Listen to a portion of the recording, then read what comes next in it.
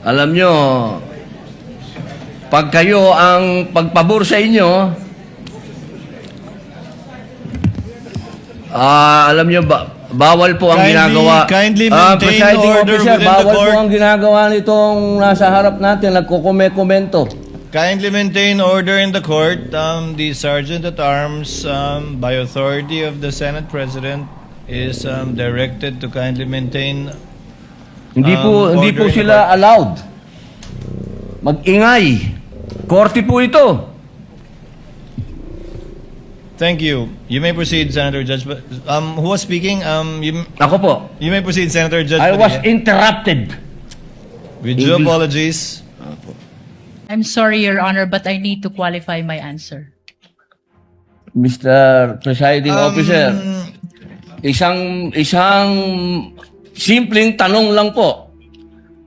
Alam niyo po, napakalungkot po para sa amin na marinig na meron kayong ibinigay na affidavit na nabahiran dito po sa loob ng Senado. Dito sa plenaryo ng Senado ay nabahiran ng matinding masasabi nating kasinungalingan sapagkat magkaiba ang kanyang sinabi. Ano ang tawag sa taong paiba-iba ang sinasabi? Di ba po sinungaling? I'm sorry, Your Honor, but I need to qualify my answer. Mr. Nais ko pong linawin ang kanina ko pong manifestasyon. Ito po ay ipresenta sa impeachment court bilang bahagi ng Presiding testimonya Officer, ng witness. hindi pa din po sinasagot ang Lead prosecutor, the response, it's not responsive to the question of Senator Judge Padilla. Meron po akong katanungan para sa prosecution. Sa akin pong mga kaibigan, prosecution. Napakahalaga po sa bawat pagdinig ay yung nagsasabi ng katotohanan. Tama po ba? Tama po. Opo. Pagka ang isang witness po ay naging halimbawa ng paiba-iba ang sinasabi, ano pong tawag dito? Di ba po kasinungalingan? This is a hypothetical question, Apo. Your Honor. You are not referring to any particular witness? Si Las Cañas po. Yung inyo pong pinakitang affidavit, Your Honor? alam niyo po, hindi pa po ako tapos, kaibigan. Alam niyo po, napakalungkot po para sa amin na marinig na meron kayong ibinigay na affidavit na nabahiran dito po sa loob ng Senado. Dito sa plenaryo ng Senado ay nabahiran ng matinding masasabi nating kasinungalingan sapagkat magkaiba ang kanyang sinabi. October 3, 2016, sinabi niya walang kinalaman ang Pangulong Rodrigo Roa Duterte. February 20, March 6, na iba na ang istorya. Ang tanong ko po, ano ang tawag sa taong paiba-iba ang sinasabi? Di ba po sinungaling? May I answer, Your Honor? Opo. Kagaya po ng aking binigyang linaw kanina. At paulit-ulit na rin pong sinabi ng ating presiding officer. Pakisagot na lang po kasi yun lang po ang tanong. Tama po ba o mali na tawaging sinungaling ang taong iba-iba ang sinasabi? I'm sorry, Your Honor, but I need to qualify my answer. Mr. Presiding Officer, isang simpleng tanong lang po. The lead prosecutor may agree or disagree or state a different characterization. I can state a different characterization if I'm asked by the good Senator Judge. You may disagree or agree with the Your statement Honor. of the Honorable Senator Judge Padilla. Feel free to say no or yes, Counsel. Kagalang-galang ng mga senator judges at sa atin pong mga nanonood na kababayan. Dahil binanggit po ng kagalang-galang na Senador Robin Padilla ang pangalan at ang affidavit ni Arturo Las Cañas, nais ko pong linawin ang kanina ko pong manifestasyon. Ito po ay ipresenta sa impeachment court bilang bahagi ng Presiding testimonya Officer, ng witness. hindi pa din po sinasagot ang... Lead prosecutor, the response, it's not responsive to the question of Senator Judge Padilla. Allow me to, if the good Senator Judge will allow the presiding officer, pwede ba nating sabihin, lead prosecutor, na ang testigong pabago-bago ang kanyang testimonya sa magkakaibang petsa o araw o panahon ay isang testigong hindi maaasahan? Without particular reference to Arturo Las Sa Cañas, pangkalahatan, I agree with you, Honorable Presiding Officer. Posible nagsisinungaling siya sa isa, nagsasabi ng totoo sa isa, o nagsisinungaling sa isa, nagsasabi ng totoo sa isa, hindi na natin malalaman yun. Tama po ba yan? Without particular reference to Arturo Las Cañas, I agree with you, Honorable Presiding Officer. Thank you. Maraming salamat po, aming ginoong You may proceed, tagapamahalang Senator hukom. Judge Padilla. Opo. Kasi po, katulad po ng sinabi ng aming Senator Judge, 10,000 hours, Pampilo Lacson, napakaliwanag po ng sinabi niya. At kami din po dito, ako po mismo ay gumawa din ng panukala na dapat yung mga nagsisinungaling dito, yung mga paiba-iba ng testimony na nagiging aming mga witness, ay dagdagan dapat ang sintensya ng perjury. Kailangan amendahan ang batas na yan.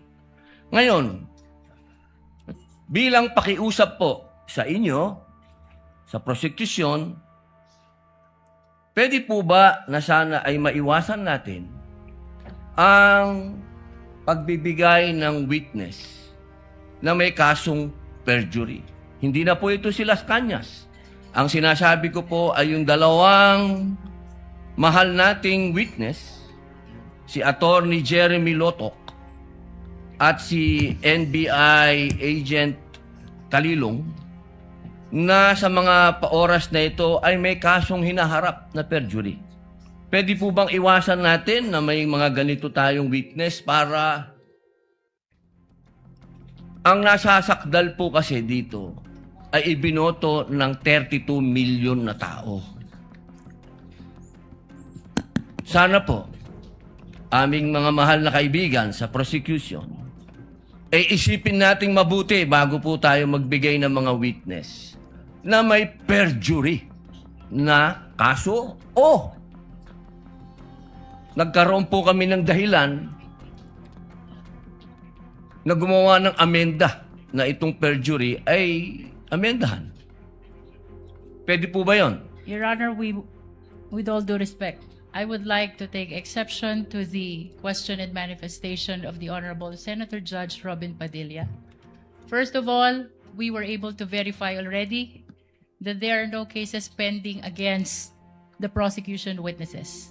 In addition, Your Honor, and only to respond to the concern of the Honorable Senator Judge Padilla, ang conviction po ay hindi ground for disqualification unless it is final and unless it is punishable by more than 1 year and that the crime constitutes moral turpitude.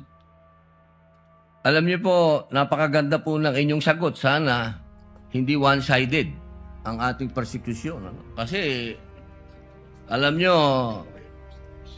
pag kayo ang pagpabor sa inyo, alam niyo ba, bawal po ang ginagawa. Kindly maintain Presiding order Officer, within the bawal court. po ang ginagawa nitong nasa harap natin, nagkukomento. Kindly maintain order in the court. The Sergeant at Arms, by authority of the Senate President, is directed to kindly maintain. Hindi order po in the sila court. allowed mag-ingay. Korte po ito. Thank you. You may proceed, Senator Judge. Who was speaking? Ako po, You may proceed, Senator Judge. I was Padilla. interrupted. With due English. apologies. So, ibig niyo pong sabihin, yung mga senator judges dito ngayon na humaharap sa kaso, na hindi po pinapayagan ng ombudsman at hindi pa rin sila guilty, ano pong ibig niyo sabihin? Your Honor, with all due respect, ang question niyo po kanina ay kaugnay ng pagtistigo. Testigo nga, Referring to judges the nga yung witnesses of sinasabi the eh. prosecution, Your Honor. Ang usapan po ay yung guilty or not guilty. Okay? So, tatanong na po ako ng bago. Pwede po ba? May I be clarified, Your Honor, on your last question about the senator you said are facing cases? Lead counsel, I think that was more Alam of niyo a- po, malinaw na po yung sinabi ko and wala po kayong karapatan magtanong Hindi, sa Senator Judge. diliwanagin ko nga po. I think Senator Judge Padilla was making a manifestation and not posing a question to the lead prosecutor in relation to our two colleagues. You may proceed, Senator Judge Padilla. Maraming salamat po, Ginoong tagapamahalang hukom. Pwede na po ba tayong mag-advance ng katanungan? Yes, Your Honor. Apo. Yung pong sinasabi ninyo, bakit nyo po nababanggit ang ICC dito?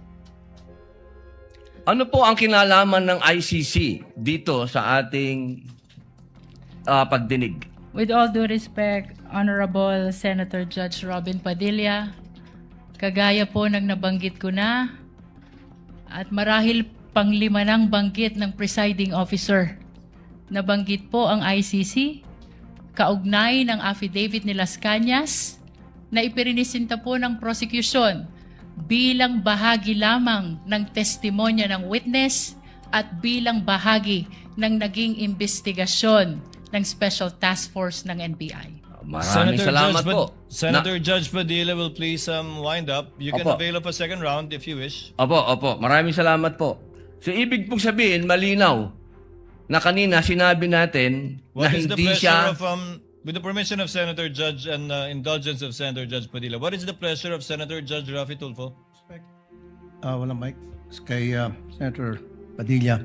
Bakit pag sa kabila pinapayagan sila 5-10 minutes? Bakit pag sa amin, sa majority, kinakat agad ni remind pagdating ng pagdating ng 2 minutes? I think nakakalata na kami. So dapat pag sinabing 2 minutes, 2 minutes. Pag sa amin sa majority, pag 2 minutes, pinipindot nito. 2-3 beses. Totoo yan. Pero pag sa minority, umaabot na ng 5 minutes, 10 minutes. At meron akong record yan. Pinapayagan. Why? Thank you. The comments of Senator Judge Rafi Tulfo is recognized. However, the chair would like to point out that in the impeachment court, there is no majority nor minority. We are all senator judges. And Senator Lacson earlier requested also an additional time to finish his point, which the chair allowed. That's why the chair reminded Senator Judge Padilla to wind up because Hindi. his time already lapsed. Kaya nga, Mr. Presiding Officer, I'm sorry, I do have a lot of respect in you. Yung sa akin lang, kahit na sino senador, kapag dating na ng 2 minutes, pinipindutan ng bell eh. Ako ilang beses na ako nang pindutan ng bell. Nakakairita eh. Samantalang yung iba, hindi pinipindutan ng bell, umabot pa ng 5 minutes. I'm not referring to anybody here now. Yun lang yun eh. Kaya nga kuminsan, binubulungan ko na nun dyan eh. Oy, pindutin mo na yung bell. Para naman makapagsalita yung iba. Yun lang po. Wala na akong tinutukoy dito. Dapat maging fair tayo yung sa nagpipindot ng bell. Pag sinabing 2 minutes regardless kahit na sinong senador yan. Thank you. The clerk of court is instructed to kindly relate to the bell ringer. To kindly be consistent in doing the polite reminder to the senator judges with respect to the time allotted. Mr. Presiding Senator Officer. Judge Yes. Cayetano Alan. No, I take the comments of Senator Tulfo in order. I respect your opinion, but just to put on record, as you said, Senator Lacson a while ago asked for more time, binigay.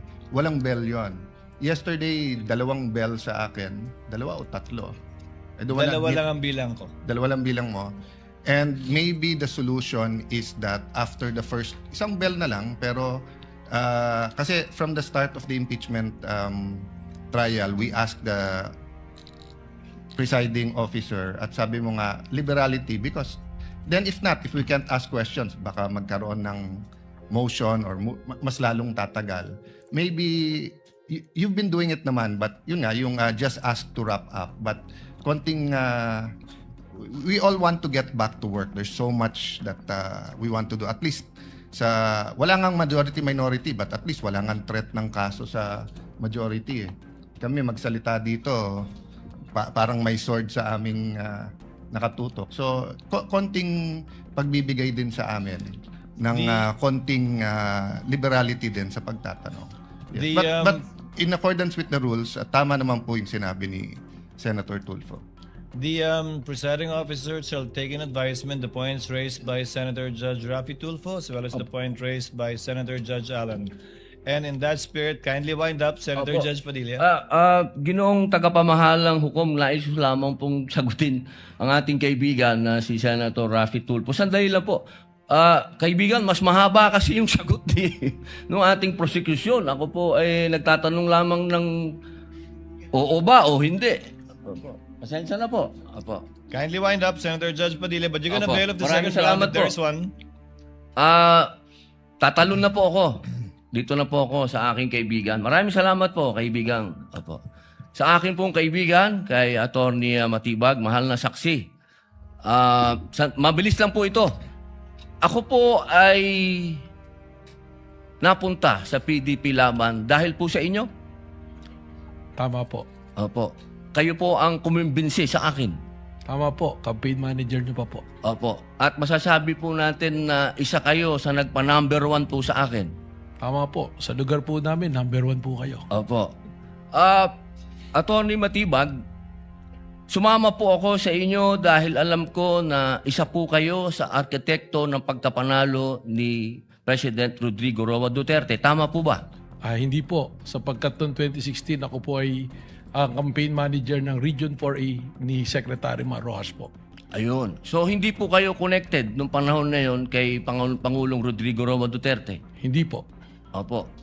Kung kayo po ay nagtatrabaho sa mga iba't ibang politiko, kayo po ba ay matatawag na political analyst o political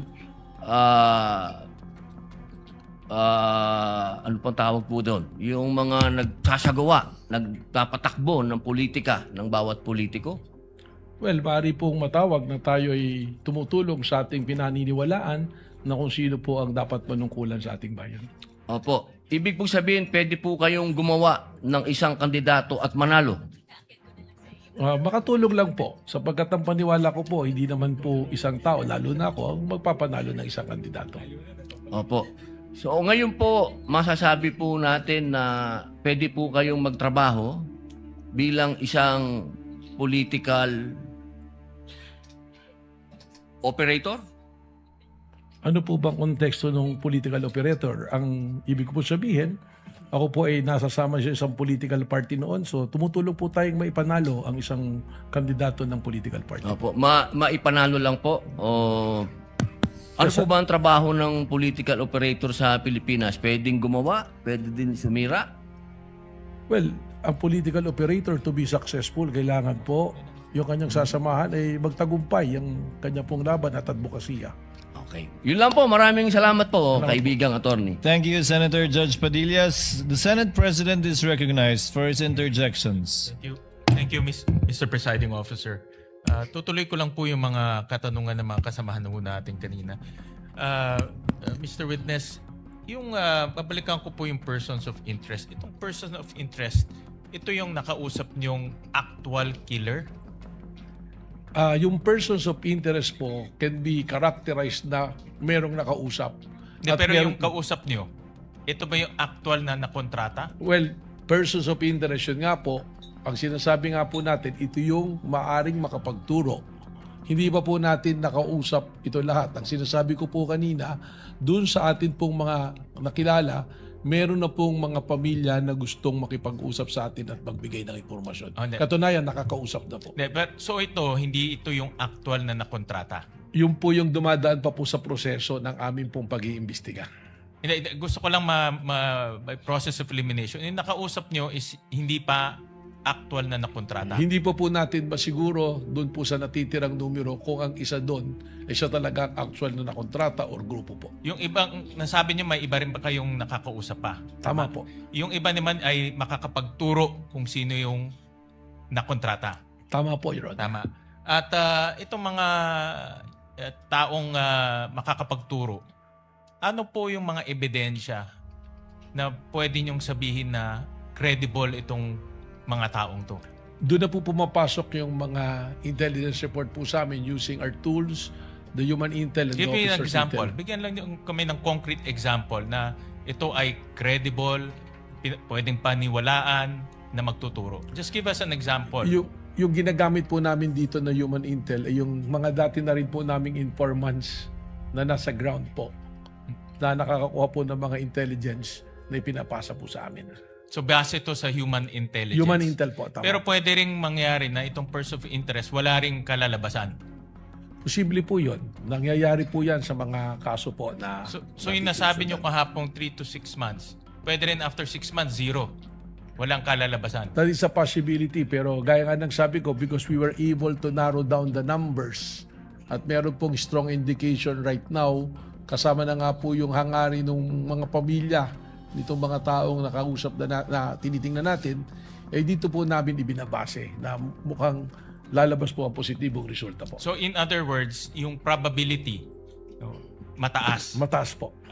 Gaano kataas? Bigyan nyo kami ng more or less lang in Siguro your own po opinion. from the scale of 1 to 10, dadadun po tayo ngayon sa 6 to 7 po. 6 to 7 na merong kalalabasan na magtuturong may nakontrata.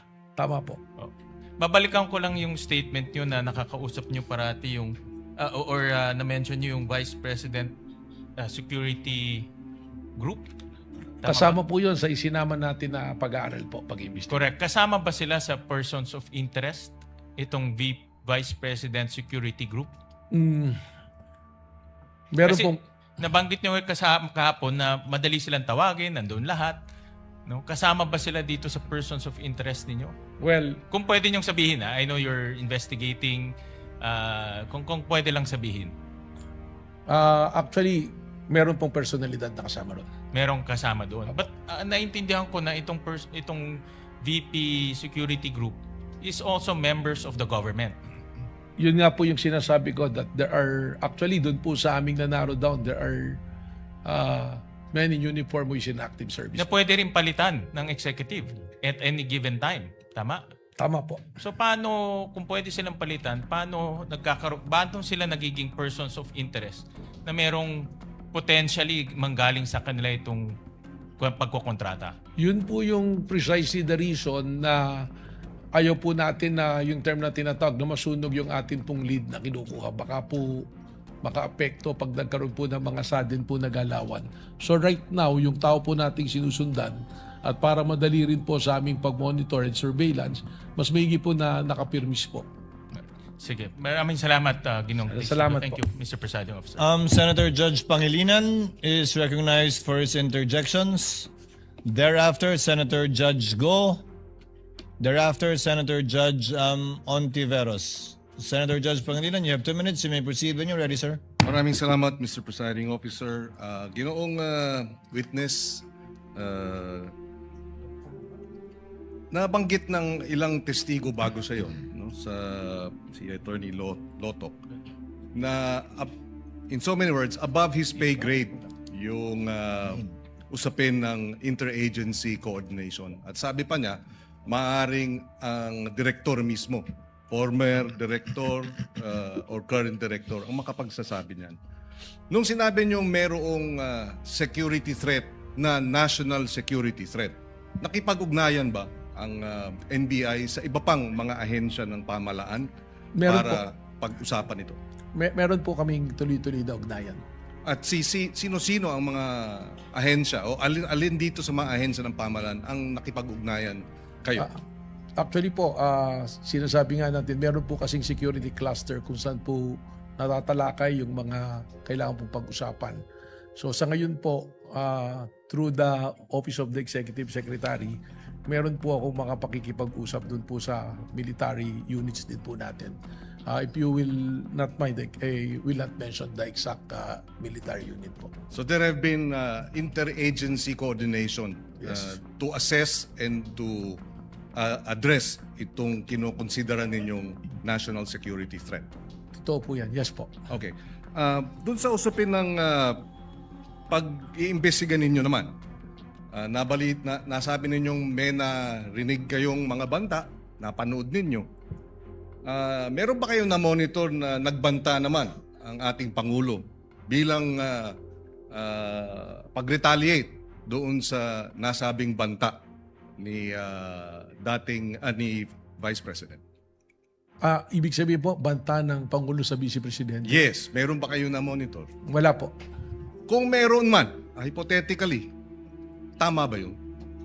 Well, kailangan pong imbestigahan din kung meron pong ganung banta. In other words, would you consider in a hypothetical situation revenge as justified if there is a threat to the president? He decides, he likewise publicly threatens whoever, not necessarily the vice president, whoever. Palagi ko po hindi tama sapagkat hindi naman po ito isang justifying o exempting na circumstance pagka nangyari po yung pagbabanta. Lalong-lalo na po kung mataas na opisyal, hindi po pwedeng maging batayan ng kanyang paghihiganti para magbanta po. So ang paghihiganti, self-defense ba yun? Hindi po. Hindi.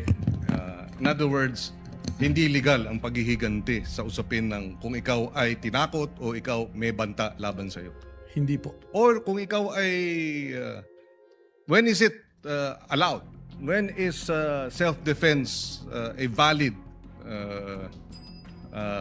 how do you call it, assertion to allow for non-liability for a crime? Kailan? Nakabalangkas po yan sa revised penal code. Kaya lang, hindi ko po kabisado. Pero kung meron po talagang yung talaga actual na ang isa pong malinaw ay nangyayari na at kailangan mo iligtas ang buhay, karangalan at property po ng ibang tao at lalong-lalo ng mga kamag-anak mo or kaibigan, doon po pumapasok yung self-defense na valid. May mga ano po siya, elemento po. So, just to wrap up, so ang banta ng Pangulo, hypothetically, ay hindi tama. Hindi po tama. Yan po ay magbabiolate kung hindi man po sa batas na umiiral na kodigo penal, doon po sa konstitusyon bilang isang Pangulo ka, meron ka pong katungkulan na igalang ang batas, igalang ang konstitusyon at maging parehas po sa ibang tao po. Okay. Maraming salamat. Thank you, Mr. Thank you, Senator Judge Pangilinan, for the information of Senator Judge Lapid. And those who might be interested, the name of the bell ringer is Anika. For easy reference, in case there are future reminders or complaints. Who is next? Senator Judge Go is recognized. You may proceed, sir, when you're ready, and you have 2 minutes, sir. Salamat, Mr. Presiding Officer. I just want to put it on record, given that the incident with the sheriff in July 2011 was discussed in detail during the cross-examination of the defense earlier. I just find it proper that I shed light on the matter without any bias, given that these are matters of fact and based on personal knowledge. Since nabanggit po at ipinakita po kahapon, huwag mo nang pumatak yung oras, hindi pa naman tanong yun. Kasama na, sir? Since nabanggit at ipinakita po kahapon ng insidente noong July 2011 involving the Vice President, then Mayor Sara Duterte, and a sheriff, I would like to examine the relevance and context of this incident in determining the pattern of behavior of the Vice President. May I ask the NBI Director, would you agree that determining the context of actions of individuals is important to have a fair and impartial investigations? Yun po yung kasama doon, yung historical behavior to establish a pattern of violence. Okay. Are you aware na may alam niyo ba yung konteksto at dahilan kung bakit nagawa ni then Mayor Sara Duterte yon? And are you aware na may demolition noong panahong yon involving 217 families who were facing eviction? Tama po, ang pagkakaalam ko po, si Sheriff Abe ay dala-dala ang isang legal and valid order of demolition at gusto niyang ipatupad po yung demolition bilang pagganap po sa kanyang tungkulin po. A simple search online would provide further details. No? Nagalit po si then Mayor Sara noon dahil nakiusap siya sa sheriff na kung pwede bang i-postpone ng ilang oras at i-delay mo ng eviction ng 217 na families. At naalala ko noon na meron pong pulisiya si former Mayor Rodrigo Duterte na ayaw niya pong magpaalis ng mga informal settlers pag walang malapitan. Walang malipatan po yung mga illegal settlers. Kawawa naman po itong mga to na minadali silang paalisin. Is it correct that Davao City was then, sabi ko nga kanina, no? It was correct that Davao City was then dealing with the aftermath of a flash flood.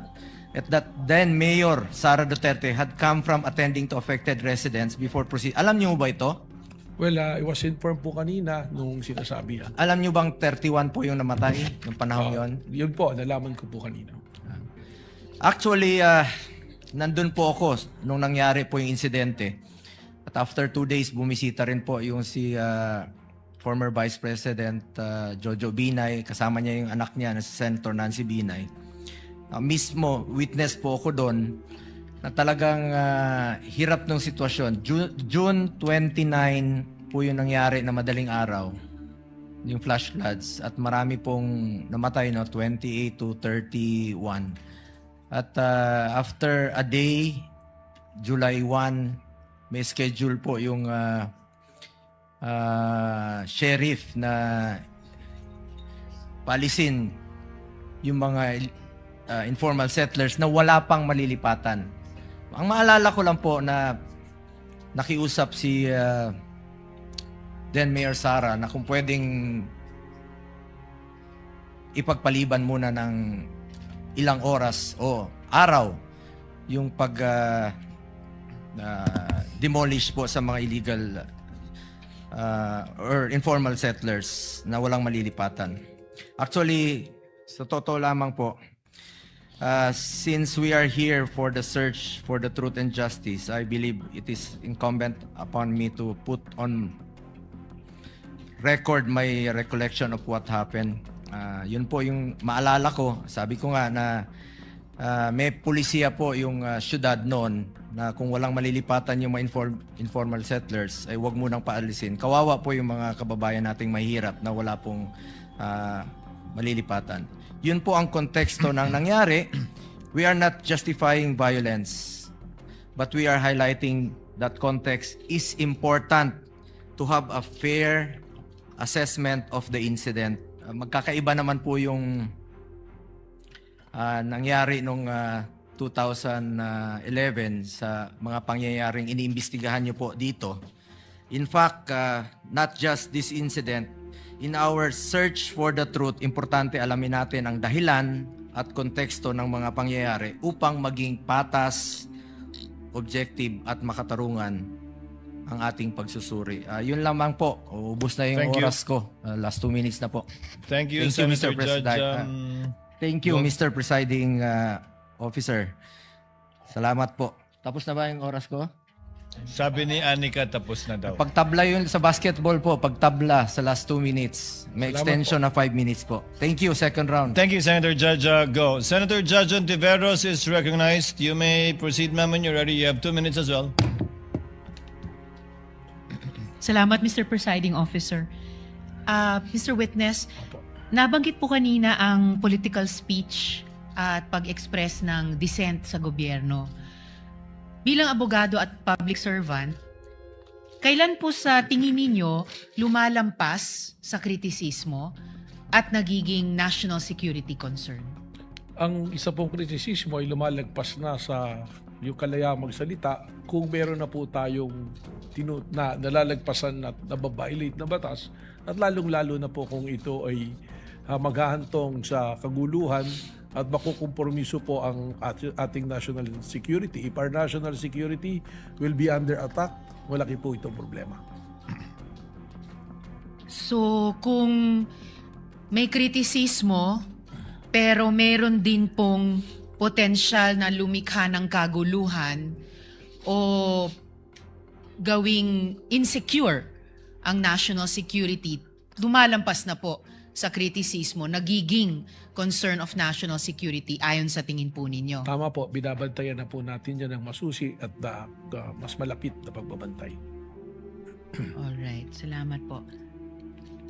Ibang paksa naman po, Mr. Witness, sa lahat po ba ng sitwasyon kung saan nag-iba ang testimonya ng isang witness, masasabi po bang wala ng katotohanan yung pahayag nila?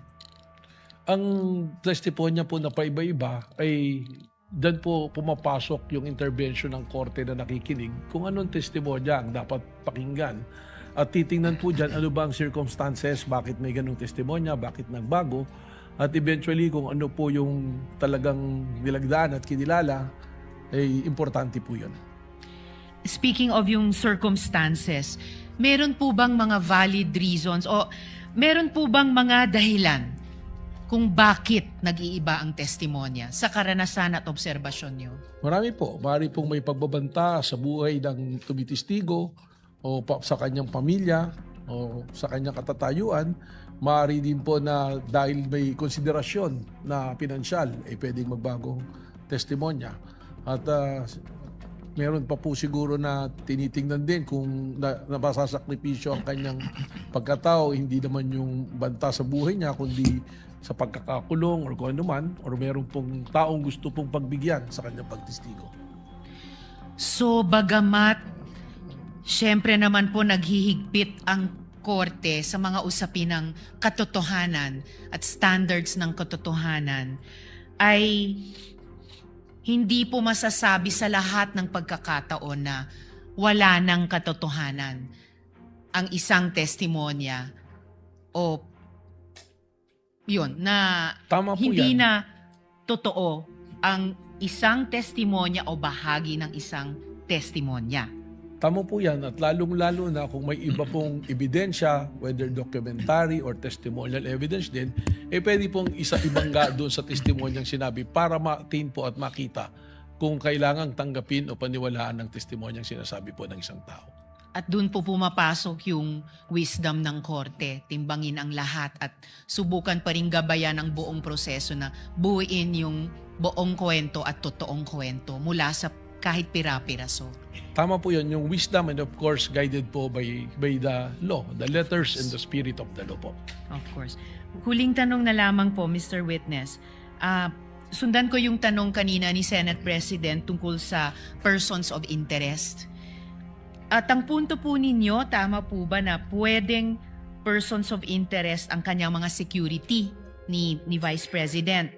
Wrapping up, Mr. Presiding Officer, ilan po sa pagkakaalam nyo ang security complement ni Vice President? Hindi ko po ako sigurado sa eksaktong numero, but what I've seen from the news before, it's 750 and it's reduced to 300 plus po. 300 plus ang security complement ni Vice President. Yun po ba ay kinonsidera ng NBI sa pag-characterize ng mga utterances ni VP bilang lampas sa kritisismo at papunta na or ganap na concern sa national security? Ibabalik ko po ron sa ginamit namin po na 5 standards na ginagamit po ng Secret Service ng Amerika in National Threat Assessment, yung po tinatawag na Protective Intelligence Threat Assessment Methodology po. Babalik ko po doon, isa po yan sa tinitingnan. Doon po pumapasok yan sa capacity o kapasidad ng tao po na nagsalita ng pagbabanta. Okay. So yung fact na may higit 300 security complement ay iniugnay nyo dun sa isang standard ng capacity. Tama po. Alright. Salamat po, Mr. Witness. Salamat, Mr. Thank Presiding you, Officer. Senator Judge Ontiveros. If there are no other senator judges, the chair will have a brief. Senator Judge Pia Cayetano is recognized for her interjection. You may proceed, ma'am, when you're ready. You have 2 minutes. I believe this is a continuation of the lady's interjection yesterday.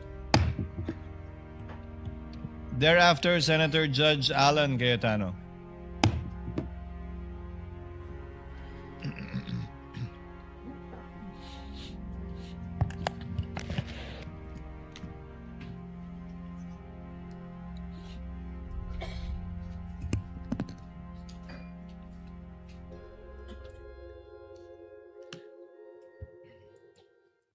We are ready, Mr. Presiding Officer. For the witness.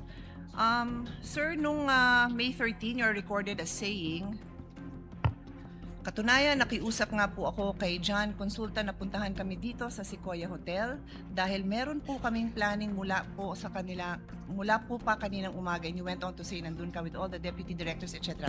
Do you confirm? Well, nakausap ko po si John Consulta. No, just confirm, sir. Did you say Yes, that I na talked nandun to- kayo sa Sequoia? Hindi, yun lang. Yung statement Haba na yun. po kasi yung statement nyo. I just pasensya need na. you to confirm, did you say that you were in Sequoia? Yes, I talked to Thank you. to So John you are Consulta. confirming. Okay. Yes po. And then later on, dinagdag nyo, wala kami sa Senado, we are on stand down because that's the instructions. Did you also say that? Yes po. Thank you. Meanwhile, in another interview, you then said, mayroon request si GM Veloso to help them secure the area kasi napapansin nila na magulo, labas-pasok. Nagpadala kaming ilan lang na ahente, parang 4 to 6 na tao, na nag-iikot sa premises ng GIS. Hindi pumasok sa Senado. I am quoting Inquirer dated 13 May 2026. Did you say this?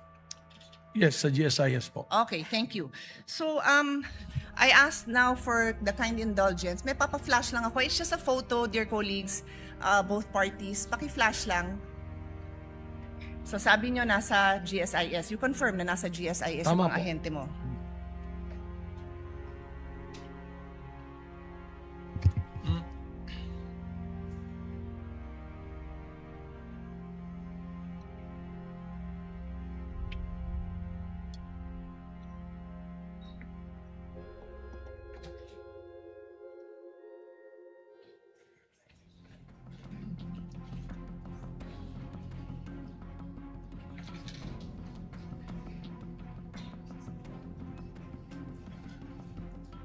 Pwede magpa-update sa technical what's going on. It's just a photo.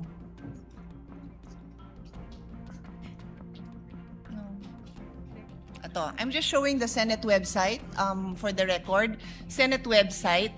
Tapos po, nandito po sa right corner. Can you read it, sir? It says contact information. Can you read it? Hindi ko po Okay, makakabasa. paabot ko sa page yung same thing. It is just the Senate website. Page, pakiabot. Thank you. Pakibasa lang po yung address ng Senado.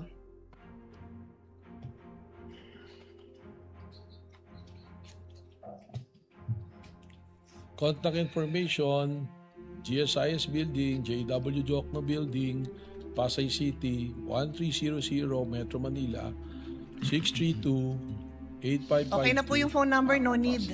Opo. So pakiulit, ano hong building? GSIS Building. Opo, kasi nag-iisa lang naman ho ang address namin. Umuupa po kami dito sa GSIS. Iisang building lang ho po yun. And for the record, kung saan nakita yung tao mo, likod lang po yun ng office ni Senator Loren Legarda. Nasa video po yun. I will not bother everyone with that. Kung gusto nyo, Presiding Officer, I can, but for now, I won't. Kasama po yun sa area na inuupahan ng Senado sa GSIS. We are paying rent. For the information of all. So, yan po ang gusto ko lang ma-establish. It seems kasi po na you swore an oath, no, to tell the truth, the whole truth, and nothing but the truth. Is that correct?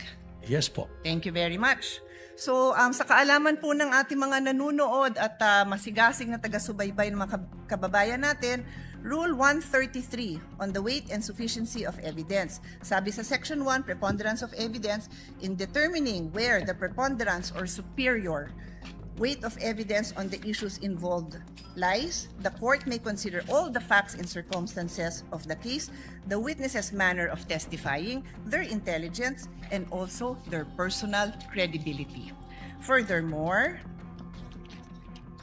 in Section 11 of Rule 132, a witness may be impeached by evidence that his or her general reputation for truth, honesty, or integrity is bad.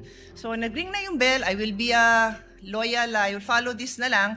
Pero may record pa sana akong papakita. If the body wants, I will show the video na sinabi din po ni NBI Director ng interview, wala pong nasaktan, wala pong nangbugbog. But we have a video. Alam po ng lahat ng mga kasamahan natin na yung OSAA, yung aming pong personnel, binugbog. May video po tayo niyan. I leave it to the body. I leave it to the presiding officer if we want to take up the time of this court to show that. Yun lang po. Maraming salamat. Thank you, Senator Judge Pia Cayetano. Senator Judge Alan Cayetano is recognized for his interjections and interventions. And if there are no other Senator Judge that will do so, the presiding officer shall make his interjections. Senator Judge Alan Cayetano may proceed. Before the questions, just two manifestations. No? The gentleman may proceed Yeah. with his manifestation. First of all, to the NBI director, he looked at me when I smiled a while ago. I wasn't laughing at you or anyone. Nung sinabi mo lang 6'7" kasi, yung or 7'6", mga pamangking ko, basta't sinabing 6'7", nagtatawanan na. Naintindihan ko po. Nakita ko po kayo doon. Yung iba kasi hindi, baka akala ko anong I ibig understand sabihin. po. And we're on Yes TV, so we can be on opposite sides, but we can be very professional, di ba? Salamat So, po. the second manifestation, Mr. President and Honorable Presiding Officer, you know, much have been said about technicalities, humahaba to, may mga relevant, irrelevant. So I just want the prosecution and defense to know, because we're gonna go on a short break. Short lang naman, SONA sa Monday kontra SONA sa Tuesday, makikita tayo sa Wednesday. Both sides, you're doing a good job. Both sides. I mean, the prosecution, your job is to prosecute, and the defense, your job is to defend. The onus is on us. May tinatawag na defense senator judge, may tinatawag na prosecution senator judge. Wala pa akong impeachment dito na hindi nangyari yan. 'Di ba? Ang importante, hindi lang yung resulta, but yung proseso. And I always say, democracy is messy. If you want a dictatorship, it's less messy, but it's a dictatorship. May problema. You want a democracy, it's not, di ba? Having said that, I have a lot of questions, but I want to show Senator Raffy Tulfo some good faith, because he always shows me good faith when we're in the lounge. Hindi ko na itatanong today, since I think in the next few weeks, madalas naman kami magkikita ni Director Matibag dahil marami siyang iniimbestigahan na kasama ako doon. So I'll be seeing you, Mr. Director.